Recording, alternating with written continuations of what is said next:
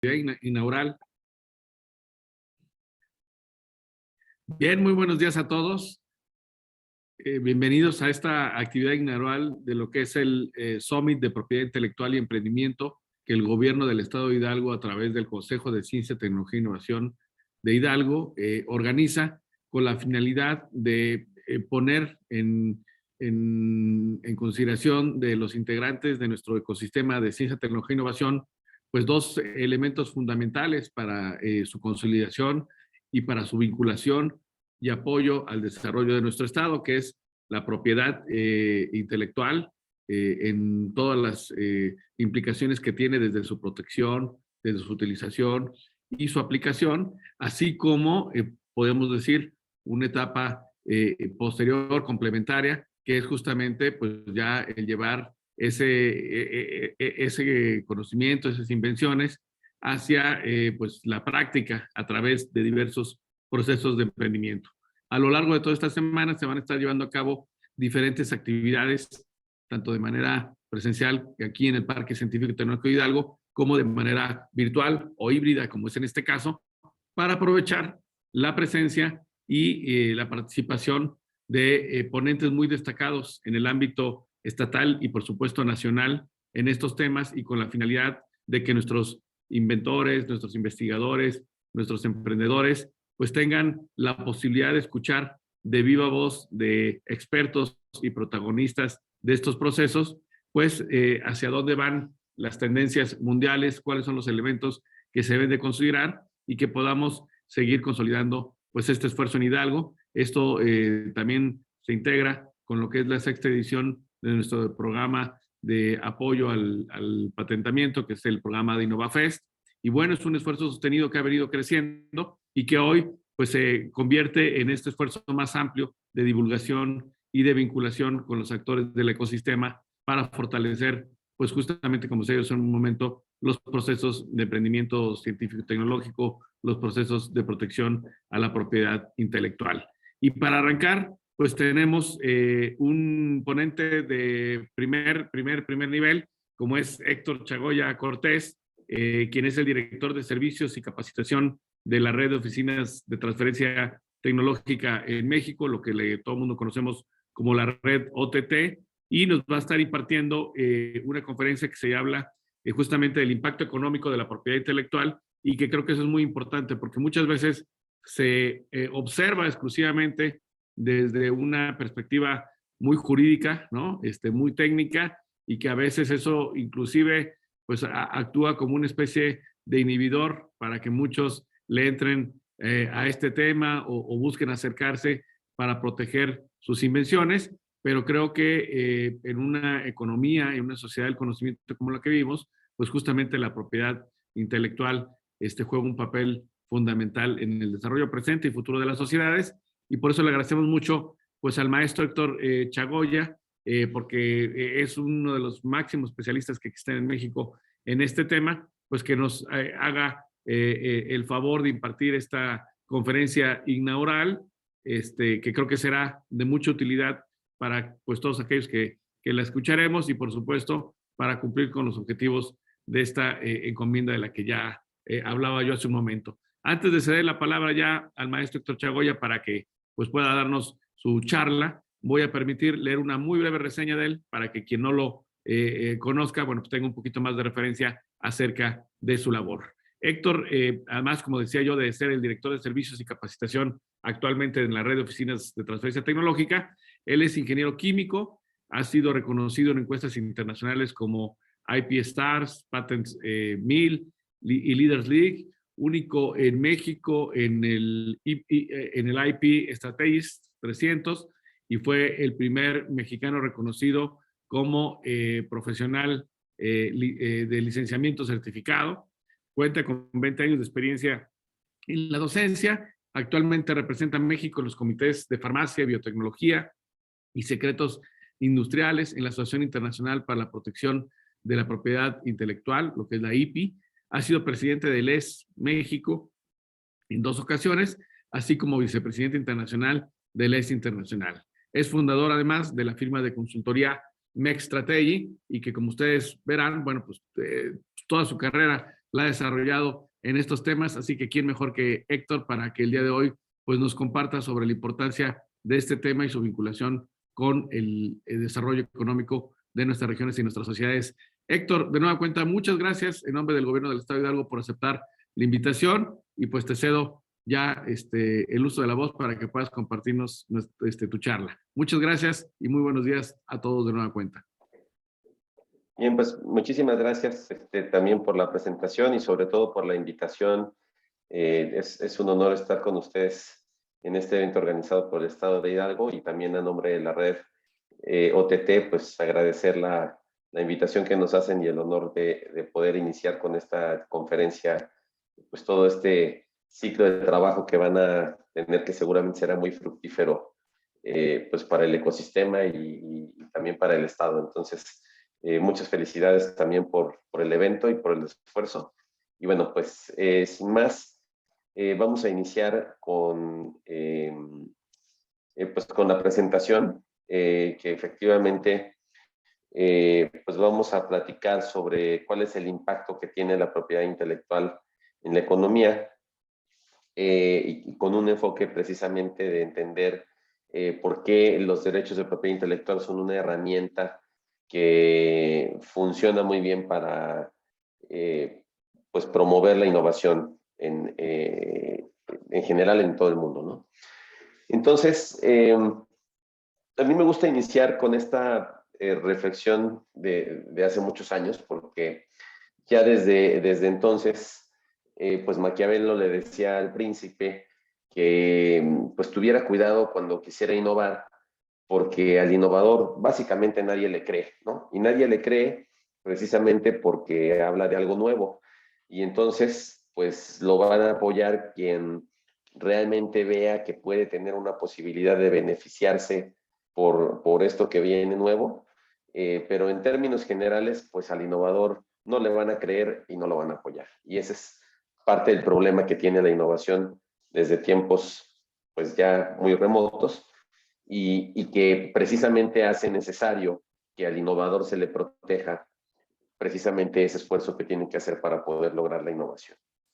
Entonces, muy brevemente, también quiero plantear esta noción de innovación, que es, innovación quiere decir, en términos muy simples, que algo que inició en el mundo de las ideas y de lo abstracto, llegue al buró de las personas, a su casa, al hospital, es decir, que logre estar en el día a día de lo que se hace o se produce para poder satisfacer alguna necesidad. Entonces, si no llegamos al mercado, si no está operando en beneficio de la sociedad o no puede utilizarlo alguien realmente en sentido práctico, pues no vamos a estar hablando de algo que se convirtió en una innovación. Entonces, en este proceso de ir de las ideas, de las buenas ideas que existen en abstracto y que existen solamente en la mente de una persona, a llegar a convertirse en innovación, lo primero que tiene que ocurrir en este proceso es que esa idea que ocurre en abstracto se lleve al mundo de lo concreto. Y en ese momento es que vamos a tener una invención o una creación intelectual que realmente podemos ahora sí transmitir, comunicar y de alguna manera explicarle a un tercero. La podemos decir a alguien más de qué se trata, e inclusive podemos mostrarle de qué se trata.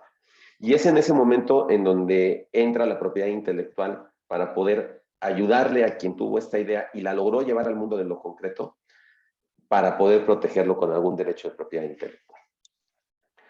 Y una vez que tenemos eso hecho, y de hecho esta es la parte más compleja, porque hasta ahí podríamos llegar en la propiedad intelectual, viene el resto del proceso que necesitamos para que esto se convierta en innovación, que es precisamente lograr que se conjuguen tres mundos. El mundo de lo deseable, que es una necesidad real de una persona que quiere que le sea resuelta.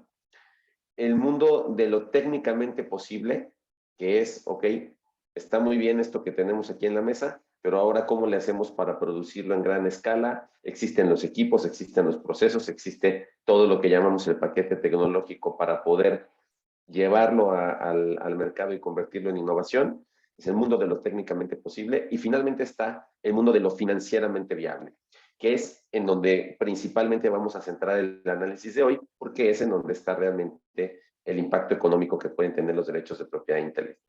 Entonces, bajo esta premisa, para que precisamente podamos tener una innovación y podamos llegar al mercado, primero necesitamos en efecto que alguien lo quiera. ¿Y por qué?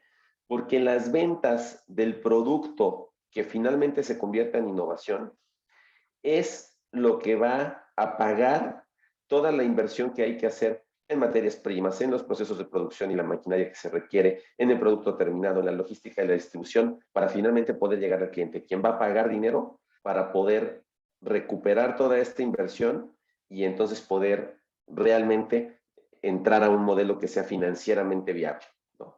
Si no tenemos algo que sea deseable, pues evidentemente nadie va a estar dispuesto a pagar por ello y por lo tanto, pues todo esto va a llevarnos al fracaso, del que vamos a hablar pues un poco en este momento. Entonces, para explicar la economía de la propiedad intelectual, es importante primero entender cuál es el costo social de no innovar. Y creo que la pandemia por COVID nos ha enseñado precisamente cuál es ese costo social de no innovar. Si nosotros revisamos la curva típica de oferta y demanda pues se establece normalmente casi en cualquier libro, lo que vamos a encontrar es que en los libros normalmente nos muestran esta como una curva, una recta, ¿no? En donde nos dicen, bueno, realmente lo que va a ocurrir en el mercado típicamente es que entre menos unidades haya disponibles en el mercado, mayor va a ser el precio unitario, porque precisamente se restringe la cantidad de bienes que existen disponibles y por lo tanto esos pocos bienes disponibles se vuelven más valiosos para el mercado porque está dispuesto a pagar más por ellos porque hay escasez, ¿no? Este es, digamos, el lado de la curva de la escasez. Y conforme nosotros vamos incrementando la cantidad de unidades disponibles, pasa lo contrario. Las puedo conseguir en cualquier lado y entonces como puedo conseguir fácilmente ese insumo, pues entonces tengo un precio unitario mucho menor que, como vamos a ver ahorita, va a estar determinado fundamentalmente por el costo. Ahora, ¿qué pasa? Que bueno, pues el ingreso neto que tiene quien fabrica este producto a este precio, pues también se va a ver incrementado conforme hay menos unidades, es decir, el beneficio unitario va a ser mayor que cuando existe una mayor cantidad de bienes, en donde, bueno, voy a tener un beneficio significativamente menor. Y si yo trato de ver, bueno, cuántas unidades son las que realmente debo producir para poder obtener pues un retorno adecuado, ¿no? En términos de este ingreso marginal, pues va a ser en aquel momento en donde mi curva de costo, es decir, si voy a producir poco, tengo costos altos, después las economías de escala me van a llevar a un costo menor y una vez que paso ese costo menor, el costo de producción va a estar determinado prácticamente por la cantidad de unidades que produzco, ¿no? Entonces, el momento en donde encuentro, pues, una razonabilidad del precio con respecto a las unidades, pues es en donde voy a poder tener una producción rentable al precio de mercado competitivo, ¿sí? Esto es, insisto, es un repaso simplemente de la economía de oferta y demanda que tiene que ver con monopolios como son los derechos de propiedad intelectual y por eso es importante revisar por qué se considera un monopolio. Entonces, ¿qué pasa del otro lado? Si yo tengo un monopolio porque yo puedo controlar la cantidad de unidades que hay disponibles en el mercado y por lo tanto puedo controlar también el precio porque nadie más tiene el producto que yo tengo, entonces puedo ir a producir a mi mínimo costo de economía de escala, lo cual me implicará un precio mayor porque son menos unidades que el precio competitivo y entonces aquí pues voy a tener una máxima utilidad, vamos a decir monopolista, la máxima rentabilidad monopolista, pues la voy a encontrar en el punto en donde mis costos son más bajos, aunque no tenga suficientes unidades puestas en el mercado. Entonces, ¿por qué en términos de política pública no es correcto que haya monopolios? Bueno, pues porque precisamente cuando el monopolista establece este precio y estas unidades limitadas, hay una pérdida de bienestar para la sociedad porque no hay producto suficiente disponible, y también hay una transferencia de ingreso porque esta diferencia en el precio monopolista con respecto al competitivo, pues es algo que se va a quedar precisamente el fabricante monopolista con respecto al resto o más bien con respecto a lo que debería de estar pagando el público por ese mismo producto si hubiera competencia. Entonces dicen, bueno, esta transferencia de ingreso y esta pérdida de bienestar es lo que hacen los monopolios malos. Entonces, ¿por qué la propiedad intelectual se supone que es buena si al ser un monopolio, pues vamos a tener este efecto? Bueno, pues porque aquí entra el tema del costo social. Si lo vemos desde esta perspectiva, ¿por qué es importante no ver esto como una recta, sino como una curva realmente que es aquí asintótica y tiende a infinito? Es que cuando las unidades tienden a cero, es decir, no hay vacuna contra COVID, no hay tratamiento contra COVID, entonces el precio tiende a infinito. Y eso quiere decir que la sociedad estaría dispuesta a pagar literalmente lo que fuera por poder tener este satisfactor de una vacuna o de un tratamiento. Y entonces, como no hay unidades y el precio tiende a infinito, pues entonces tenemos que el costo social de no innovar, pues es toda esta área que está de este lado, porque en realidad todo es pérdida de bienestar. Es decir, la pérdida de bienestar es infinita porque no tenemos un producto innovador que nos permita realmente poder satisfacer esa necesidad. Y por lo tanto, esta pérdida de bienestar no se queda aquí, sino que no hay transferencia de ingreso y prácticamente la pérdida de bienestar pues es infinita porque no tengo ningún producto que me pueda resolver la necesidad que tengo. Entonces, ahora, ¿por qué hay que proteger al innovador? Hasta aquí está claro, creo, o espero haber dejado claro por qué es indispensable innovar. ¿Por qué a la sociedad le cuesta tanto que no haya procesos de innovación? ¿Por qué? Pues porque lo estamos viendo todavía al día de hoy. Los países que no pueden innovar y que no pueden tener su producción de su propia vacuna, pues entonces tienen que ir a esta transferencia de ingreso hacia los países que sí lo son, que sí fueron capaces de obtener. Y además, absolutamente dependientes de que les quieran vender. Entonces, ahora, ¿por qué hay que proteger al innovador? Ya dijimos, insisto, ya demostramos por qué desde el punto de vista económico es importante innovar. Ahora, ¿qué es lo que sabemos de los procesos, de la economía de los procesos de innovación? Bueno, pues esto es algo muy típico, ¿no? Ustedes van a escuchar siempre que se habla de emprendedurismo, que existe este valle de la muerte, que cuando tú empiezas un negocio tienes que invertir, invertir, invertir, invertir, y que realmente hasta que tú puedes empezar a vender, que lanzas el producto al mercado o el servicio al mercado, es que tú puedes comenzar a recuperar lo que ya invertiste hasta que llega un momento en el que lo que vendes igual a lo que invertiste, es decir, es como si no hubieras hecho nunca nada, simplemente recuperas tu dinero y a partir de este punto es que tú empiezas a tener ganancias, ¿cierto? Entonces, si nosotros vemos la curva del innovador, pues normalmente lo que va a pasar es eso. Invierte cantidades de dinero importantes hasta que logra lanzar un producto al mercado y entonces recupera su inversión y de ahí en adelante es que puede tener un retorno de esa inversión porque ya va a tener ganancias, ¿sí?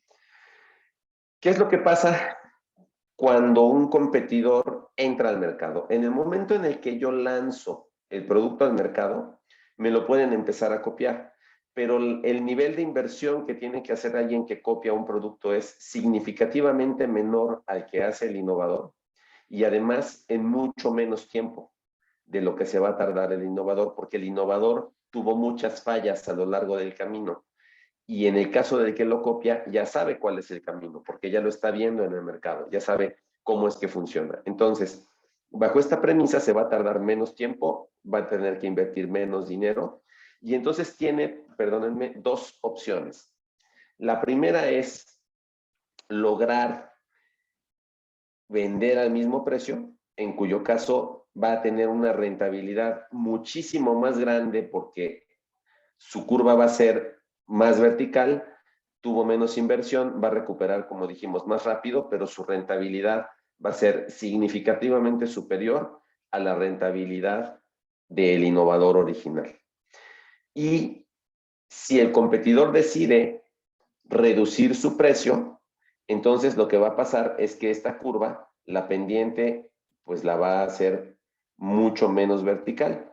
Es decir, va a tardar quizás el mismo tiempo que el innovador en recuperar su inversión, pero su rentabilidad va a ser prácticamente la misma que la que tendría el innovador en la curva original, a pesar de vender significativamente más barato.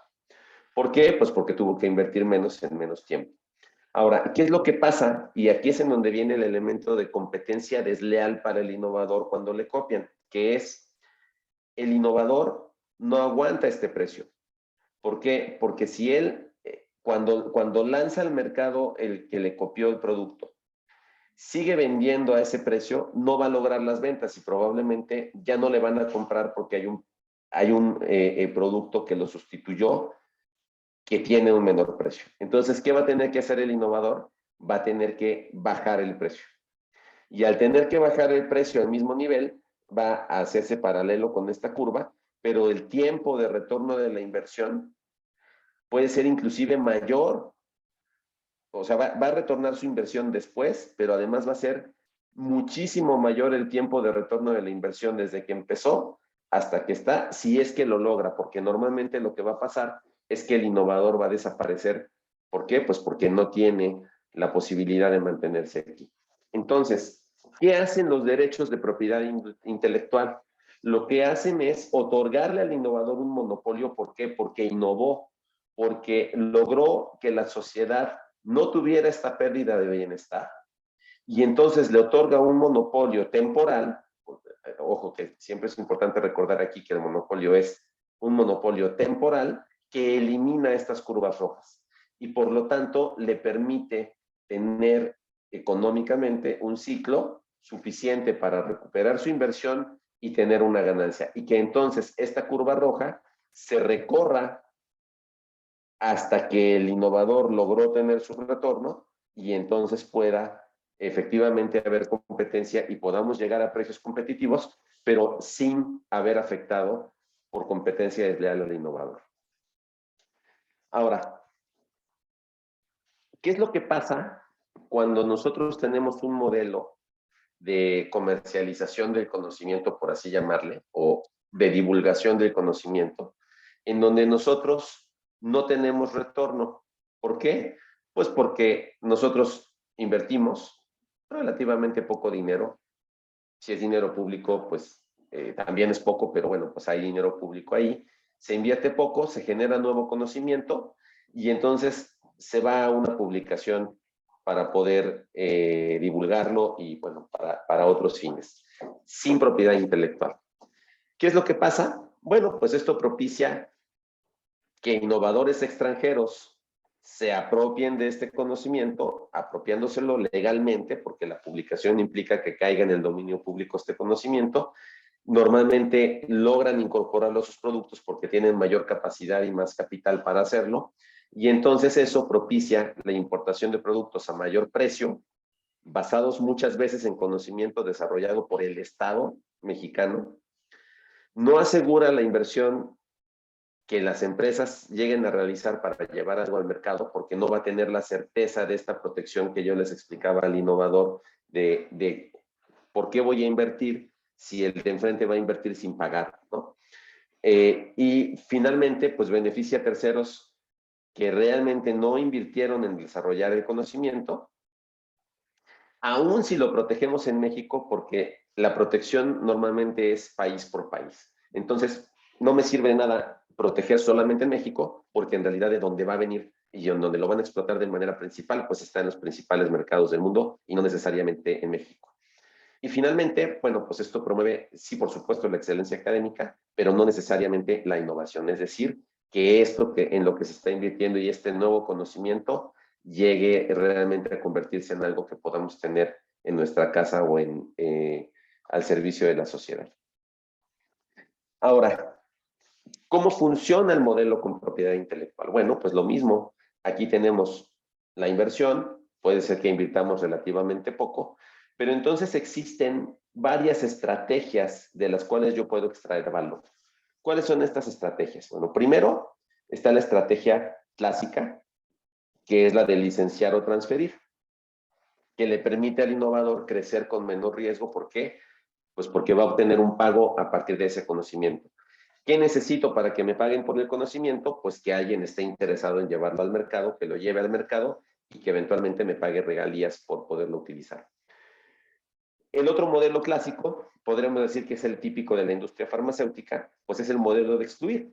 Es decir, yo invierto mucho dinero en desarrollar un medicamento, una vez que lo logro, que paso las pruebas clínicas, que me dan permiso de venderlo en un largo proceso regulatorio, pues lo que más me interesa es venderlo yo, porque tengo esa capacidad de hacerlo y no me interesa que alguien más lo haga hasta que no haya yo recuperado mi inversión. Es el modelo típico de excluir, es decir, yo impido que otros entren al mercado a partir de mi derecho de propiedad intelectual. Ahora, estos dos modelos de compartir o de renunciar y el de demandar son un poquito más complejos y por eso los voy a explicar con un poco más de detalle. Uno de ellos es el de las licencias abiertas, que no es lo mismo que gratuitas o libres, que es una cosa que es muy importante de atender. Los modelos de innovación abierta están basados en propiedad intelectual. ¿Por qué? Porque de lo que se trata es de que si yo voy a poner conocimiento al servicio de una comunidad, nadie en esa comunidad pueda abusar del conocimiento. Y la única manera que yo tengo de poder evitar que alguien abuse de ese conocimiento al que se le dio acceso, pues es a través de la propiedad intelectual. Por eso, lo primero que yo descargo cuando voy a utilizar una licencia abierta, que puede ser una de open source como de Open Source Initiative, pueden ser en derechos de autor, se utiliza muchísimo Creative Commons, pueden ser cualquiera de estas que ustedes ven aquí, Apache, MIT, Mozilla, etcétera. Todas estas licencias son precisamente licencias y lo que habría que preguntarnos es, bueno, ¿y por qué les llamo licencias si no están basados en derecho de propiedad intelectual y teóricamente cualquiera puede usarlas? Bueno, sí, cualquiera puede usarlas, pero existen criterios específicos para evitar que alguien abuse de esa licencia que se le está otorgando sobre ese conocimiento que debiera ser utilizado para poder generar más conocimiento y no para utilizarlo para obtener conocimiento que después se va a quedar como un conocimiento privado y que después inclusive se va a comercializar sin darle un beneficio a esa comunidad que lo compartió y que lo estuvo desarrollando. Por eso es un modelo de renunciar, es decir, el modelo de renunciar es obtener la propiedad intelectual para evitar que otros abusen de ese derecho que se les está dando al acceder a esa propiedad intelectual, y esto permite la generación de comunidades y la generación inclusive de economías circulares, porque esto puede utilizarse también para habilitar gente en comunidades y que esa gente tenga acceso a ese conocimiento nuevo, pero que al mismo tiempo no requiera, más bien si alguien intenta abusar de ese conocimiento al que se le dio acceso, pues se le pueda detener y que regrese a la comunidad lo que realmente le está entregando. Entonces, el modelo de renunciar es el modelo, digamos, de las licencias abiertas, que es un modelo de innovación abierta. Ahora, digo que es renunciar o compartir porque también existen otros modelos que son los modelos de pool o de repositorios de patentes, en donde aquí se pone la propiedad intelectual en común, en este caso, por ejemplo, el Bracey, relacionado con tecnologías de diagnóstico, en donde estas instituciones pusieron todas sus patentes aquí y entonces para poder licenciarlas, lo único que tengo que hacer es entrar a este pool, pago una sola licencia y tengo derecho de utilizar todo lo que estas universidades han desarrollado en esta materia por un solo monto. ¿Y cómo se reparten esas regalías? Pues se ponen de acuerdo quienes forman parte del pool. Esto a nivel empresarial o de tecnologías es lo que ha habilitado el desarrollo de la tecnología de la telecomunicación y de las computadoras. El pool de patentes más reciente pues es el pool de 5G, específicamente para vehículos conectados, en donde este pool que se llama Avanci lo que logró es obtener pues un número significativo de patentes que se conocen como essential patents porque son indispensables para poder implementar estándares que la industria automotriz ha negociado, que son necesarios para que los vehículos puedan comunicarse mediante la tecnología 5G y estar conectados todo el tiempo. Y entonces, pues, se pusieron de acuerdo en cuáles son estas. ¿Quiénes tienen ahí sus patentes? Empresas de este tamaño, ¿no? Están las chinas más nuevas, como puede ser el caso de Opel, de Oppo, perdón, está Sisbel, que es, bueno, una empresa que empezó como un patent troll y ahorita voy a hablar de ellos en el modelo de demandar. Pero están, pues, básicamente todos. Está Hewlett Packard, Qualcomm, Nokia, Philips, T-Mobile, ZTE, etcétera. Son empresas de telecomunicaciones, la mayoría de ellas, o de cómputo, que pusieron ahí sus licencias de patentes que consideran esenciales. ¿Y quiénes están comprando esa licencia en ese pool? Bueno, pues empresas de este nivel, ¿no? ¿Cuáles? Pues las automotrices, que lo que quieren es evitar verse demandadas por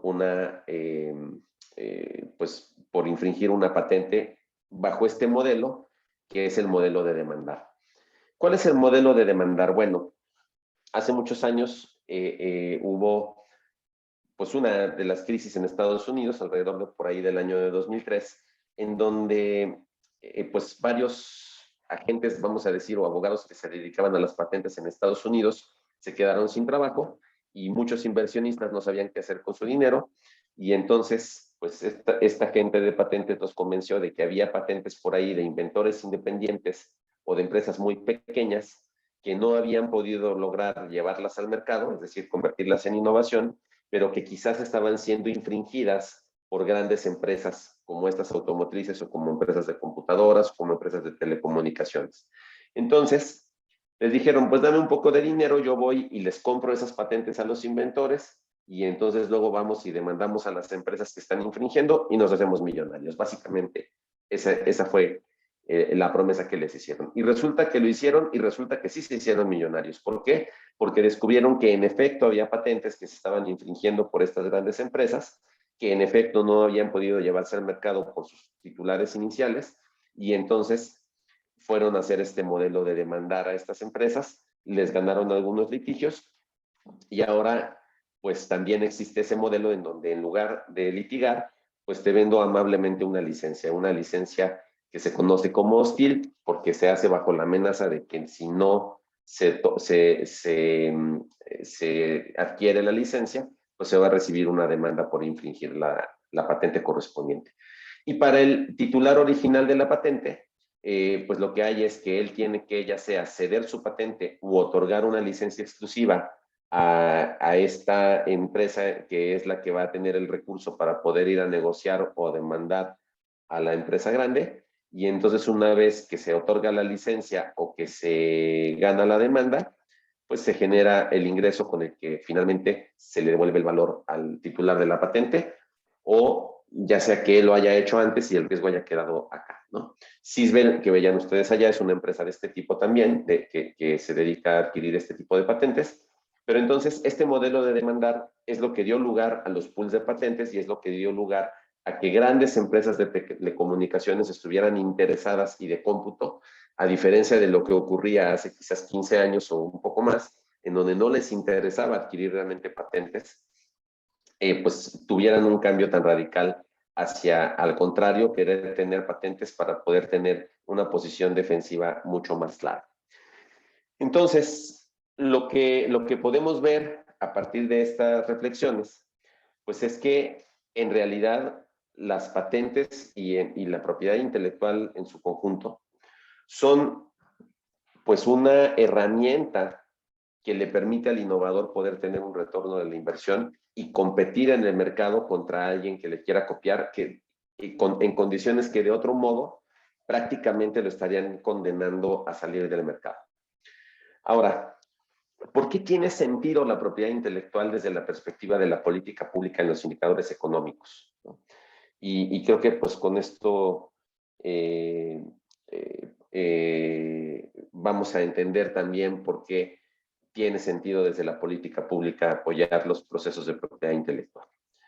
Por un lado, tenemos que las regalías, cuando una entidad que tiene propiedad intelectual cobra una regalía a un tercero, se trata prácticamente de un ingreso neto que causa impuestos, ¿sí? Si esas regalías se cobran en México, pues el gobierno va a recibir ingresos en una proporción de las ventas de todos los países en donde esté protegida la invención y ésta sea licenciada. No solamente, o sea, si la patente es mexicana, en pocas palabras, y las regalías se cobran en México, el gobierno estará recibiendo una proporción de las ventas. de todo el mundo que se ven reflejadas en esa regalía y que por lo tanto van a venir a pagar impuestos a México. Por otro lado, la inversión de dinero público, como decía yo hace un rato, normalmente lo que hacemos es meter el dinero a proyectos de investigación que se publican, caen en el dominio público y empresas que tienen mejores capacidades que nosotros de manufactura y mejor productividad, lo toman y por lo tanto esto se convierte en un desperdicio de recursos en favor de estas empresas que tienen un mayor poder de mercado. Es decir, en pocas palabras, desde la política pública no tiene sentido meterle dinero a la innovación que va a ser, o más bien a la investigación que va a ser tomada por quienes tienen capacidad de llevarla al mercado y después van a venir a vendérnosla sin obtener ese beneficio. Entonces, si vamos a invertir dinero del Estado, el dinero público, vale la pena protegerlo para que esa protección no solo sea en México, sino abarque los principales mercados y entonces con base en esas ventas en esos mercados podamos tener un mejor retorno por el cobro de impuestos. Y bueno, aquí pongo lamentablemente se dejó de medir hace unos años, no he logrado encontrar un indicador que nos vuelva a decir cómo es la balanza de pagos tecnológica en México, pero esta balanza a que se midió hasta 2011 era indicativa de los efectos de la falta de patentamiento de México en el extranjero y de la pérdida de valor económico para México, porque la balanza de pagos tecnológica son fundamentalmente las regalías que pagamos al extranjero con respecto a las regalías que nos pagan del extranjero hacia México. Y bueno, la estadística que tenemos, como decía yo, que es de 2000 a 2011, hay algunos datos previos, pero bueno, lo principal lo vemos aquí, es que nosotros podemos ver que a partir del año 2006 algo pasó, que empezamos a tener un aumento, pues, vamos a decir, un poco atípico con respecto a lo que venía pasando en los ingresos en otros años. En los egresos es más variable porque las políticas fiscales internacionales respecto de las regalías han cambiado, entonces, pues muchas veces las compañías preferían no declarar como regalías algunas cosas y después las reglas fiscales se han ido transparentando y por eso vemos aquí estos altibajos. Pero en términos generales, esta tasa de ingresos a lo que nos lleva es a, digamos, tasas de cobertura un poco más significativas que vamos a ver aquí relacionadas. ¿Y relacionadas con qué? Pues con las solicitudes de patente que se presentaron por mexicanos. Si nosotros vemos a partir del año 2006 también más o menos, las solicitudes de patente de mexicanos, pues empezaron a incrementarse de niveles que históricamente venían muy estables en alrededor de las 600 patentes más o menos por año, 600 a 700. Empezamos a crecer a niveles de 1200 y posteriormente, bueno, en años posteriores llegamos a tener hasta 1500. Y si nosotros vemos en qué se tradujo eso respecto de la tasa de cobertura de la balanza de pagos tecnológica, lo que vemos es que la balanza de pagos tecnológica empezó a tener una tendencia también muy claramente hacia la alza, lo cual es un efecto simplemente lógico de ir teniendo poco a poco un mayor número de patentes de lo que estamos haciendo. Ahora, si nosotros analizamos, por ejemplo, el crecimiento de las patentes de mexicanos en Estados Unidos, vemos que también hay un crecimiento mucho menos grande, es decir, si estamos hablando de casi 1,300 patentes en México en los últimos años de este análisis, y solamente 400 de ellas presentadas por mexicanos en Estados Unidos, pues vemos que es una tasa relativamente baja. Sin embargo, que logra verse un efecto en precisamente la balanza de pagos tecnológica. ¿Qué pasó en 2006? En 2006 pasó que se inició, realmente fueron los inicios de una política pública hacia el establecimiento precisamente muy formal de oficinas de transferencia de tecnología en las universidades y centros de investigación. Y eso, pues, fue lo que en efecto impulsó el patentamiento y, bueno, pues en este análisis vamos a decir, podemos plantear la hipótesis de que también tuvo un efecto benéfico en la balanza de pagos tecnológica. Lamentablemente no podemos seguir ese proceso de qué pasó después, pues porque en realidad lo que vino pasando fue que se fue reduciendo pues esta política, hubo un estancamiento en las solicitudes de patente y pues realmente ya no podemos dar el seguimiento de qué pasó con la balanza de pagos tecnológica porque ya no ha sido reportada consistentemente como fue en estos años. Pero es sin lugar a dudas un indicador que vale la pena seguir monitoreando o replantear que se siga encuestando para ver precisamente cómo está este balance de lo que innovamos respecto de lo que pagamos por la innovación.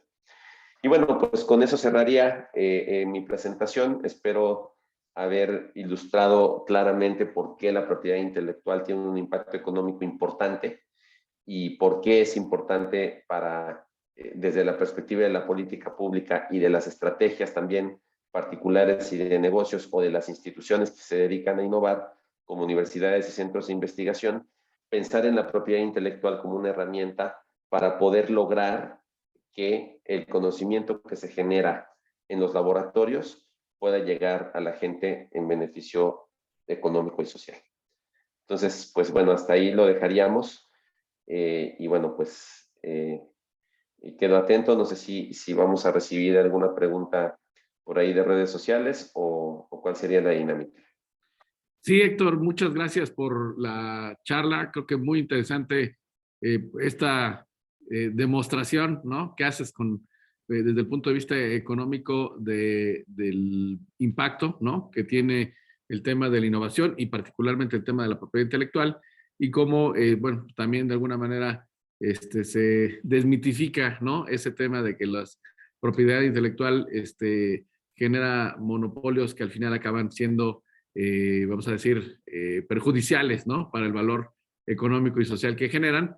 Creo que, bueno, ha quedado muy claro el tema de la importancia y la trascendencia de estas actividades y, bueno, por supuesto, del valor que generan, ¿no? Y creo que aparte de todos los elementos que contemplas, pues está también el tema de la sustentabilidad, ¿no? Que normalmente el tema de las innovaciones están también en esta nueva era generando soluciones que no solamente son a lo mejor más eficientes desde el punto de vista económico y social, sino inclusive también desde el punto de vista ambiental. Pero bueno, tenemos todavía unos minutitos para preguntas y respuestas. Yo le pediría a la audiencia que está aquí dentro de la plataforma, si gusta que hay un espacio de preguntas y respuestas o en el chat si tienen algún pregunta o comentario para Héctor, no lo hagan. Quizá lo debe haber hecho este comentario al inicio, antes de su charla, pero bueno, ahí está el espacio.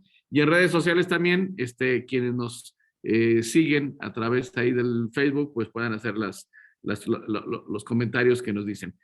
Hay una pregunta, Héctor, que nos dicen, ¿por qué México, a pesar de ser un país del tamaño que tenemos, no parecemos muy bien ubicados en los rankings internacionales por el número de patentes y en general de mecanismos de propiedad intelectual que se registran respecto a otros países que quizá económicamente o inclusive demográficamente son más pequeños que nosotros?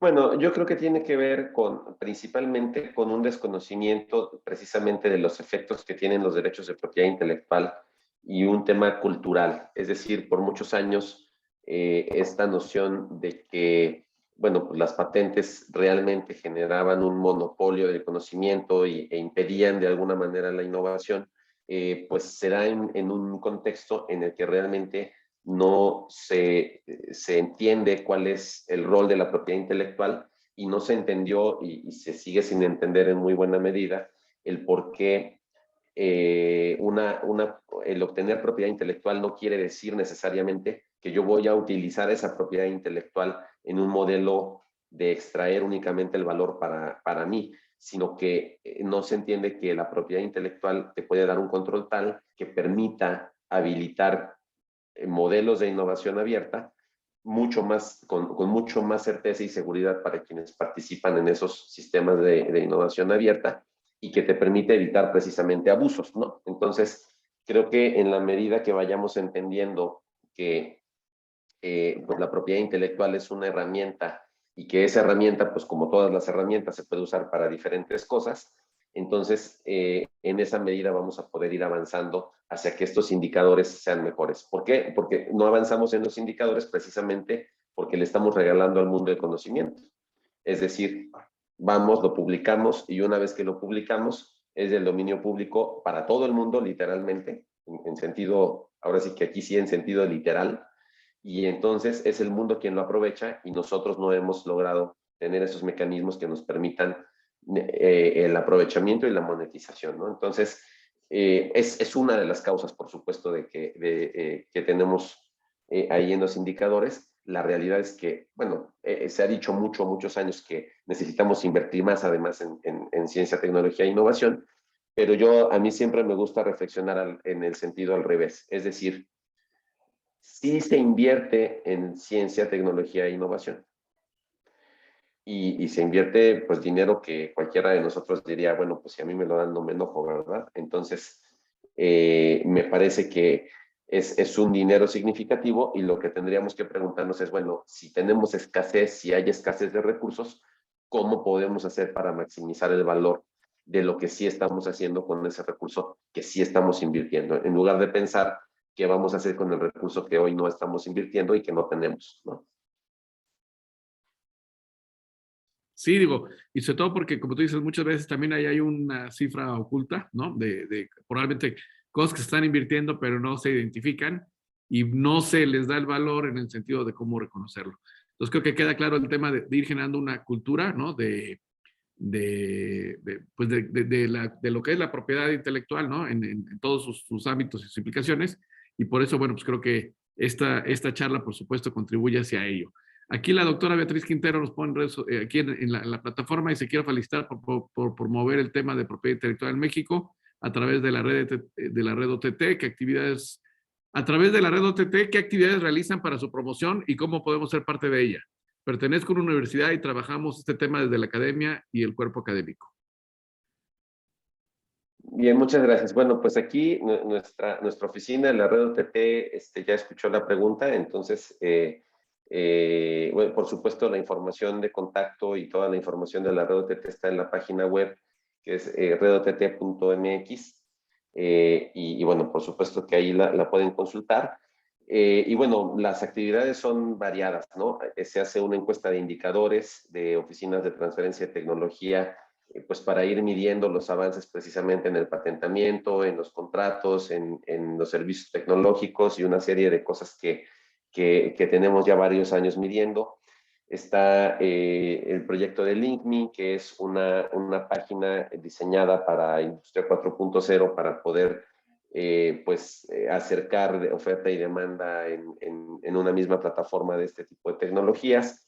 Están, por supuesto, los cursos, los seminarios, el congreso anual, y bueno, pues todo el tiempo estamos tratando de generar,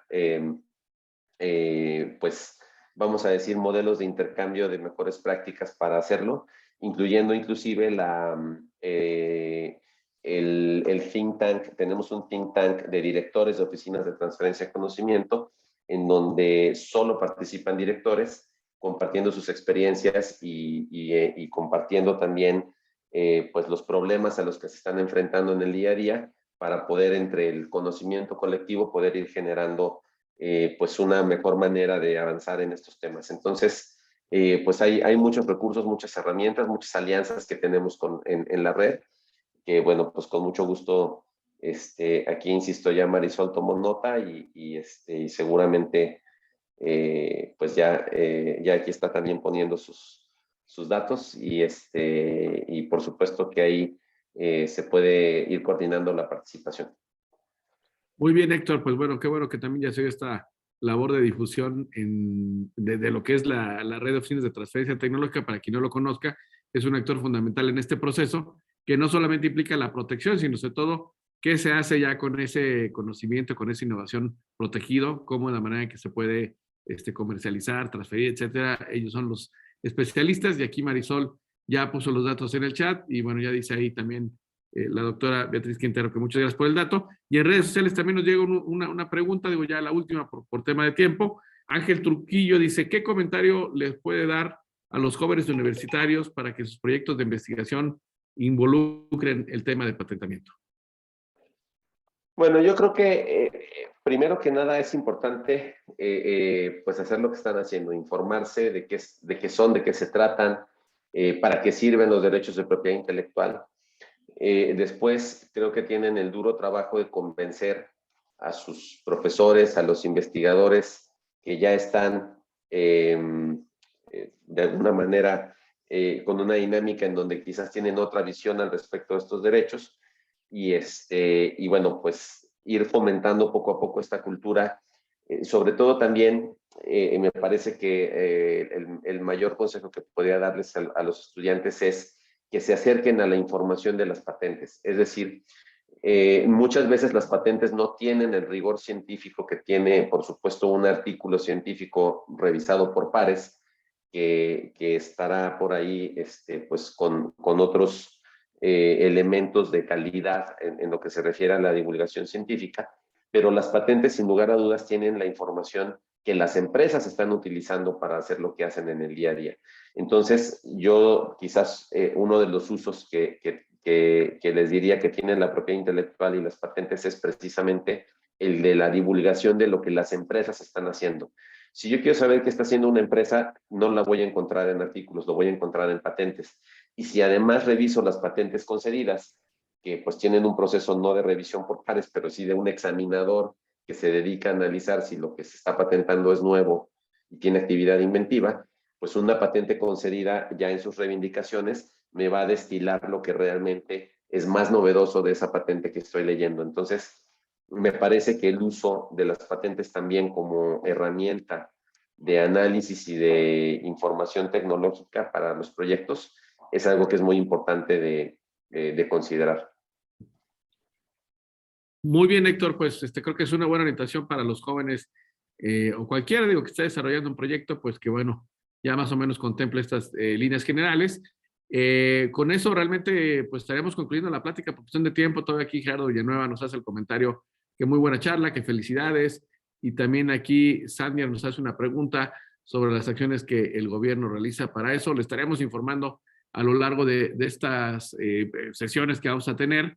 Es parte justamente de la labor que se está desarrollando en este Summit. Y con esto, pues queremos darle muchas las gracias al maestro Héctor Chagoya de MEX Strategy, de la red de oficinas de transferencia tecnológica, por haber impartido pues esta charla tan interesante que da inicio a los trabajos de este Summit de propiedad intelectual y emprendimiento que desarrolla el gobierno del estado de Hidalgo. Le agradecemos mucho, Héctor, de nueva cuenta por compartirnos obviamente tu tiempo y tu conocimiento, que es lo más importante, que ya dijimos, como quedó claro hoy, tienen gran valor y por eso lo apreciamos doble tu aportación en este sentido, esperando obviamente que esto nos permita pues seguir vinculando aquí a los integrantes del ecosistema de Hidalgo y de México, porque como vemos están siguiendo las charlas de diferentes partes de México con la labor que desarrolla la red de oficinas de transferencia y tecnología. Así que muchas gracias a ti y a toda la red por esta participación y por la vinculación que se tiene con nuestro ecosistema. Y a toda nuestra audiencia, pues también agradecerles que nos hayan seguido. Los invitamos a que nos sigan en la siguiente sesión, que de manera inmediata comenzamos ahorita en unos minutitos. Es la plática, ya se me perdió aquí, el nombre correcto de la plática es la importancia de las marcas y los signos distintivos en el emprendimiento, que está a cargo del licenciado Tirso Fernando Castro Rodríguez, quien es miembro de la Escuela Latinoamericana de Propiedad Intelectual. Así que también estará muy interesante. Los invitamos a seguir aquí en línea y bueno, pues muchas gracias a todos y en un momento nos volvemos a saludar. Muchas gracias, Héctor, de nueva cuenta. Al contrario, gracias de nuevo por la invitación. Hasta luego. Hasta luego. Nos cambiamos entonces, los que quieran seguir, los que estén registrados a la siguiente plática, al link que tenían dedicados para la siguiente sesión. Muchas gracias y buen día.